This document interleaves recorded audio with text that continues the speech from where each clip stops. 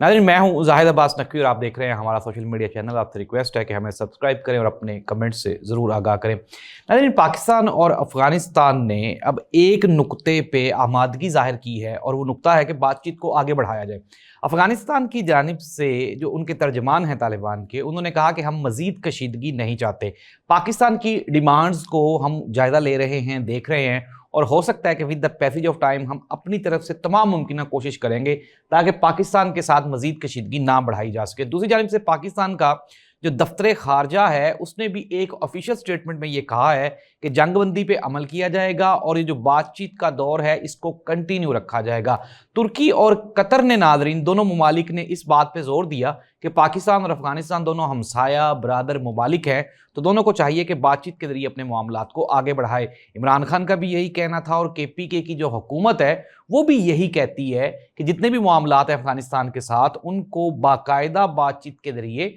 मामलात को हल किया जाए। सुहेल आफरीदी जो कि KPK के वज़ीर आला हैं, उन्होंने कल कोलेटरल डैमेज के बारे में काफ़ी बातें की। उन्होंने कहा जी कि जब इस तरह की कोई कार्रवाई दहशतगर्दों के खिलाफ होती है तो उसमें जो मासूम शहरी हैं KPK के, वो भी शहीद हो जाते हैं। सुहेल आफरीदी ने साथ ही साथ ये भी कहा कि ये जो 6000 के करीब जो पुलिस अफसरान, FC के जवान, फौज के जवान जो शहीद हुए हैं, उन्होंने ये कहा कि ये मेरे मुल्क का असासा हैं, ये मेरे मुल्क के शहीद हैं और शहीद चाहे फौज का हो चाहे आम शहरी हो, दोनों की जान इंतहाई कीमती है। नाज़रीन, ये बड़ी खुशखबरी है पाकिस्तान और अफगानिस्तान के लिए और जो ताज़ा तरीन इत्तलात है उसके मुताबिक ये अब फाइनलाइज किया जा रहा है कि with in a few days जो ट्रेड ट्रांजिट है वो भी खोल दिया जाएगा, तजारत दोबारा फिर कंटिन्यू की जाएगी और बातचीत का सिलसिले को आगे बढ़ाया जाएगा। नाज़रीन, ये जहाँ पे अफगानिस्तान को जो पीछे से चक दिया जा रहा था, जो लुकमा दिया जा रहा था, वो भारत की जानिब से दिया जा रहा था और भारत ये चाह रहा था कि इस तरह से पाकिस्तान और अफगानिस्तान के दरमियान कशीदगी बढ़े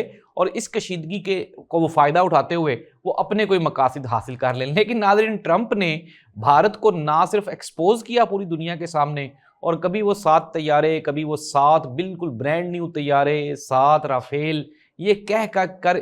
ट्रंप ने इतना चढ़ाया कि बिल आखिर भारत मजबूर हो गया और भारत ने अमेरिका के साथ 10 साला एक दफ़ाई मुआहिदा कर लिया है और $बिलियन वो भारत को पे करना पड़ेंगे अब अमेरिका को। और अमेरिका भी यही चाह रहा था कि किसी ना किसी तरह से भारत को अपने शिकंजे में लाया जा सके। वो जो मोदी सरकार दावे कर रही थी जी कि हम तो अमेरिका के मातहत नहीं हैं, ट्रंप की कॉल नहीं सुनते, तो बिल आखिर अब जो मोदी सरकार है वो ना सिर्फ ट्रंप के नीचे लेट गई है बल्कि अब उन्होंने 10 साल का एक दिफाई मुआहिदा भी भारत के साथ साइन कर लिया है। नाज़रीन, खबरें ये आ रही हैं कि भारत के ऊपर शदीद प्रेशर था। मोदी जो अपनी मकबूलियत आहिस्ता आहिस्ता खो चुका है, मुल्क में सियासी तौर पे इंतहाई कमज़ोर हो चुका है। इसके मुकाबले में जो हरीफ हैं उन्होंने मोदी को ना सिर्फ सियासी तौर पे कमज़ोर किया है बल्कि जो मोदी की पॉलिसी थी एंटी अमेरिका, उसने मुल्क की जो कारोबार है, ट्रेड है, उसको भी शदीद नुकसान पहुंचाया है। तो नाज़रीन, ये है सिचुएशन भारत और अमेरिका की। नाज़रीन, भारत के शहर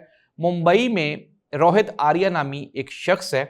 उसने 17 बच्चों को ऑडिशन के लिए, अपना म्यूज़िक के ऑडिशन के लिए उसने इनवाइट किया। इनवाइट करने के बाद जब उसने 17 बच्चों को बिल्डिंग के अंदर बुला लिया, तो बुलाने के बाद उसने 17 के 17 बच्चों को यरगमाल बना लिया। बिल्डिंग की जो उसका जो फ्लैट था उसको कुंडी लगा दी, खिड़कियां बंद कर दी और 17 बच्चों को उसने वहाँ पे यरगमाल बना लिया। अब ये जो बच्चे थे, जब इन्होंने देखा कि 2 घंटे मुसलसल अंदर रखने के बावजूद भी रोहित आर्या इनको नहीं छोड़ रहा था, तो उन बच्चों में से कुछ बच्चों ने खिड़की के बाहर हाथ हिला के लोगों को आवाज़ें दी, मदद के लिए पुकारा, जिसके जवाब में जो मुंबई पुलिस है उसने जब वहाँ पे रेड की तो ये जो रोहित आर्या है इसने ना सिर्फ मुज़ाहिमत की बल्कि आगे से इसके पास एक गन भी थी, इसने फायरिंग भी की और पुलिस ने इसको बारहा ये वार्निंग्स दी कि आप इन बच्चों को छोड़ दो और हम आपसे बातचीत करने के लिए तैयार हैं। लेकिन रोहित आर्या ने इन बच्चों को नहीं छोड़ा और बिल आखिर वहाँ की जो पुलिस है उसने ऑपरेशन किया और इस ऑपरेशन के नतीजे में ये जो रोहित आर्या है ये हलाक हो गया, इसको हॉस्पिटल ले जाया गया और रास्ते में ये दम तोड़ गया। नाज़रीन, जब हमारे सोर्सेज ने असल खबर का पता चलाया तो ये जो रोहित आर्या है इसने किसी सरकारी कंपनी में कुछ 2 करोड़ इन्वेस्ट किया हुआ था और ये जो उसका 2 करोड़ था, वो जो सरकारी कॉन्ट्रैक्टर था, ठेकेदार था, वो इसके 2 करोड़ रुपए हड़प कर गया था और इसने बारहा ये कोशिश की कि इसके जो पैसे हैं वो इसको वापस किए जाएं, लेकिन जो सरकारी कॉन्ट्रैक्टर था वो हीले बहाने बना रहा था और इसको इसके पैसे वापस नहीं दे रहा था। नाज़रीन, मुंबई पुलिस ने जब उस सरकारी कॉन्ट्रैक्टर से रब्ता किया और उससे पूछा कि आपने रोहित आर्या का 2 करोड़ रुपया नहीं देना या देना है तो क्या सीन है, जिसके जवाब में जो रोहित आर्या है और जो कॉन्ट्रैक्टर है सरकारी, उसने ये जवाब दिया कि मैं 2 करोड़ रुपया जो इसका था मैं इसको चेक्स की सूरत में वापस कर चुका हूं, तो अब मेरे ख्याल में मेरे जिम्मे इसका कोई भी 1 रुपया भी नहीं है। लेकिन नाज़रीन अभी तफ्तीश जारी है और ताज़ा तरीन इत्तलात के मुताबिक ये जो बच्चे हैं ये सिक्योर हैं, सेफ हैं, इनको रेस्क्यू कर लिया गया है। लेकिन इस सारे ऑपरेशन के दौरान जो रोहित आर्या है वो हलाक हो गया है। नाज़रीन अब इस तरह से ये एक बड़ा शॉकिंग न्यूज़ थी उन पेरेंट्स के लिए जिनके बच्चे वहाँ पे आए हुए थे, और वो जो बच्चे वो जो वहाँ पे आए हुए हैं उन्होंने ये बताया, उन्होंने मीडिया से गुफ्तगू करते हुए बताया कि हम कभी सोच भी नहीं सकते कि हम सुबह अर्ली मॉर्निंग आएंगे और हम तो अपनी ज़िंदगी और मुस्तकबिल के फ्यूचर के लिए आए थे, लेकिन यहाँ पे जब आए तो हमारी ज़िंदगी ही बदल गई। और रोहित आर्या ने हमें बगैर कुछ बताए हुए ना सिर्फ जो फ्लैट का दरवाज़ा है उसको बंद किया, बल्कि हमें कई घंटे अंदर यरगमाल भी बना के रखा। नाज़रीन खबरें क्या हैं? खबरें ये हैं कि पाकिस्तान और अफ़गानिस्तान के दरमियान बाकायदा जंगबंदी और अमन मुआहदे के ऊपर जो बातचीत है उसको मज़ीद कंटिन्यू रखने का प्लान किया जा रहा है। दूसरी जानिब भारत की अमेरिका के साथ डील हो चुकी है और अब भारत अमेरिका का बिल्कुल आप ये समझे कि मुतहद हो चुका है। वो जो हमें ताने दे रहे थे, बिल आखिर ट्रंप ने जो जाल बिछाया था इसमें भारत गिर गया है और अब बुरी तरह फंस चुका है। और नाज़रीन जो कंफर्म सोर्सेज की रिपोर्ट ये है कि पाकिस्तान ने जो अफ़गान तालिबान हैं उनको एतमाद में लिया है और आगे चल के ये जो एतमाद का सिलसिला है ये मज़ीद बढ़ाने पर इत्तफाक हुआ है। इस दुआ के साथ कि अल्लाह इस पूरी कायनात का हामी और नासिर हो। अल्लाह हाफ़िज़।